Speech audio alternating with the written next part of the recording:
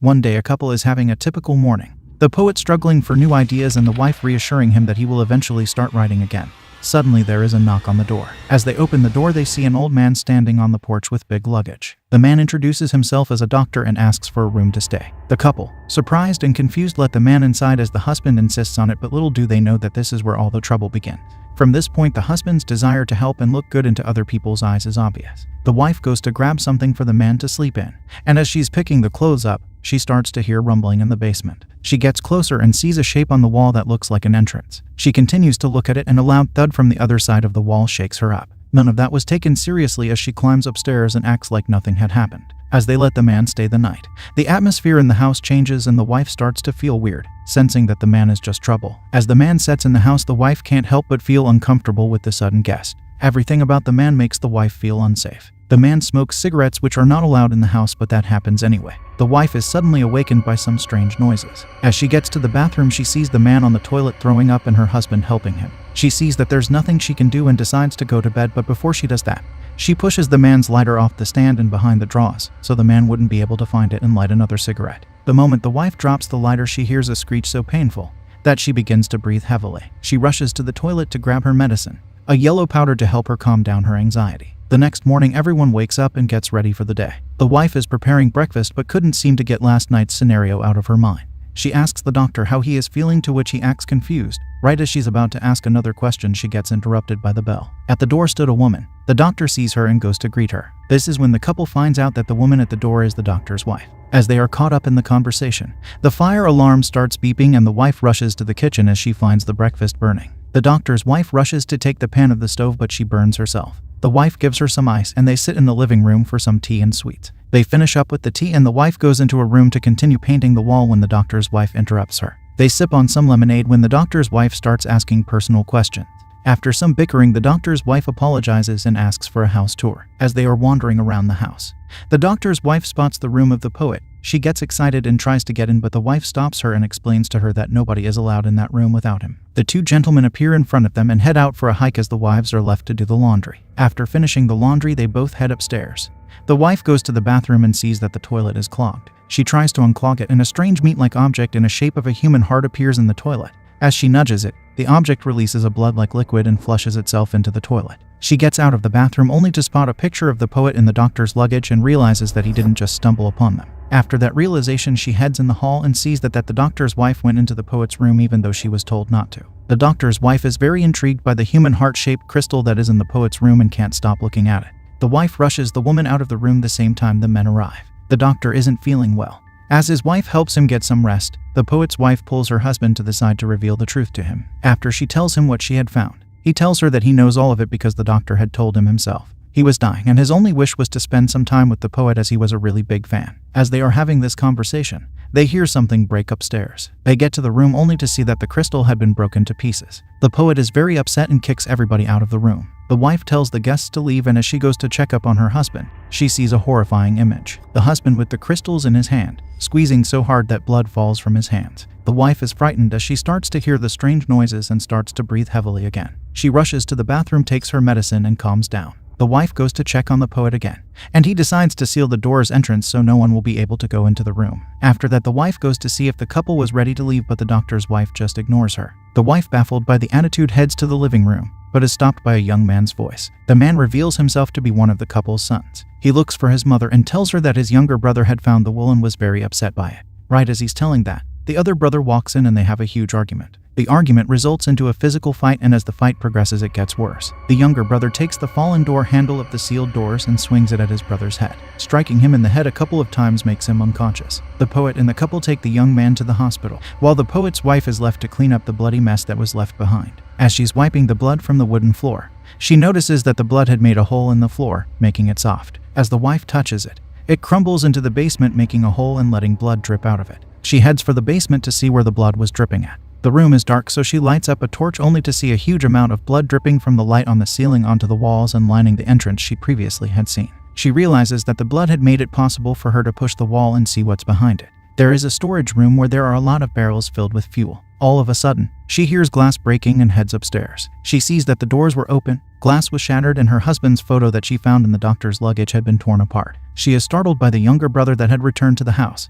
She thinks that she's in trouble, but the young man had come back for his wallet. After he goes out of the house, the poet comes back. He tells her that the young man is dead and that he had died in his arms. The couple calms down and goes to sleep. A couple of hours later, the wife is awakened by some noise. She wakes up and sees that there are people coming in the house. The poet had invited them to stay some time after their son's death and had told them to invite some friends to honor their son. The wife had already had a strange feeling about them, but little did she know that all the people in the couple will make her house a mess and her life a living hell. As more and more people gathered up in the house, it got more hectic. People would disrespect the wife to the point of driving her crazy. The sinks hadn't been done properly, and as people were sitting on it, made it loose to the point of breaking and making the water splatter everywhere. This made the wife so angry that she kicked everyone out of the house, left to clean up the mess.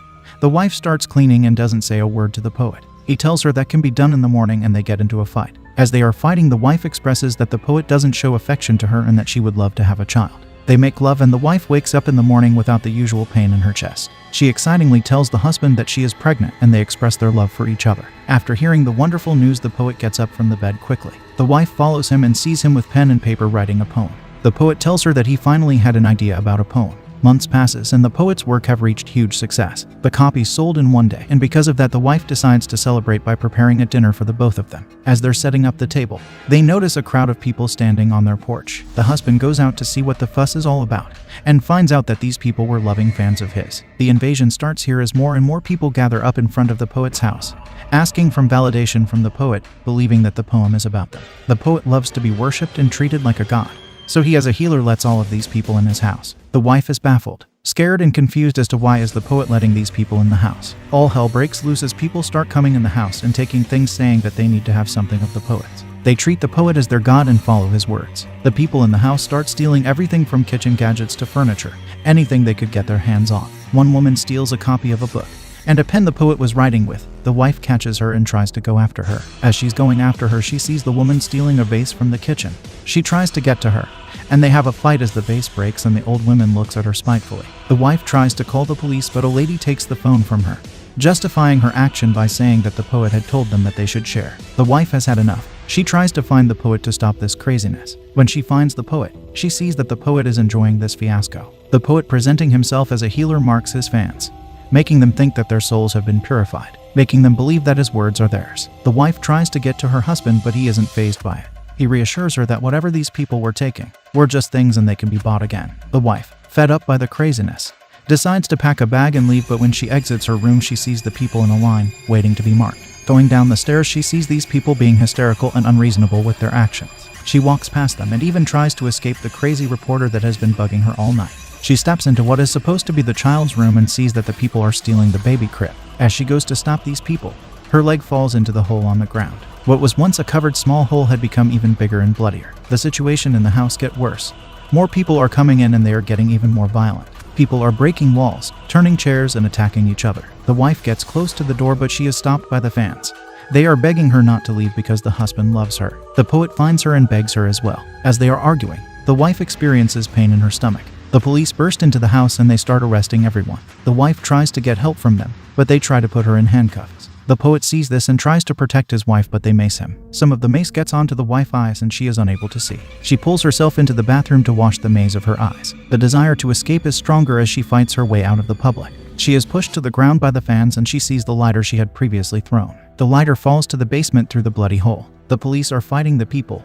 There are gunshots, fire, and mass destruction of the property. She pushes the people until she gets to the living room, where she sees a horrid situation where the reporter shoots 4 people with a gun. When the reporter sees her, she orders her people to tie her up and tries to kill her as well. However, she is interrupted by a loud explosion that kills her. The wife is free, but at what cost? A police officer sees her and tries to help her. He takes her to a corner where he thought that was safe, but ends up being shot in the head. The wife is horrified and tries to escape through a hole that was there because of the explosion. As she gets closer, her husband catches up to her and doesn't let her escape through there, but makes her come with him to a room he considered safe. They try to get through the crowd unnoticed, but the people recognize their hero, the poet. The crowd gets wild, but one fan helps the poet and his wife escape by taking them to the upper floor. As the wife is sat on the stairs, the husband tries to open the sealed door, as it was the room that no one had come in. They get into the room and lock it from the inside. The wife delivers the baby but dares not go outside the room. It gets quiet and the husband opens the door to check what had happened. He takes a basket of fruits and water that was left for them by the fans, along with that some clothes for the mother. The wife asks the poet to make the people leave the house,